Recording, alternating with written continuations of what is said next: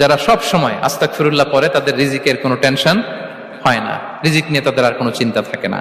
আল্লাহ নবী নূহ আলাইহিস সালাম যিনি ওনার জাতিগোষ্ঠীকে বলেছিলেন ফাকুলতু আস্তাগফিরু রাব্বাকুম ইন্নাহু কানা গাফফারা, তোমরা বেশি বেশি ইস্তেগফার পড়ো, তিনি ক্ষমাশীল। ইস্তেগফার পড়লে কি হবে? ইউরসিলিস সামাআ আলাইকুম মিদরারা, রহমতের বৃষ্টি বর্ষণ হবে, তোমাদের জমিগুলো উর্বর হবে। ওয়া ইউমদিদুকুম বিআমওয়ালি ওয়া বানিন, আল্লাহ তাআলা তোমাদেরকে সম্পদে বারাকা দিবেন, সন্তানে বারাকা দিবেন। ওয়া ইয়াজআল লাকুম জান্নাতিন ওয়া ইয়াজআল লাকুম আনহারা, তোমাদের ফসল ক্ষেতগুলো সবুজ শ্যামল হয়ে ভরপুর হবে, তোমাদের রিজিকে বারাকা নেমে আসবে। তাহলে আমরা যেন বেশি বেশি ইস্তেগফার করি। বিষ্ণু ঈসা ইসলাম বলেছেন মান লাযামাল ইস্তিগফার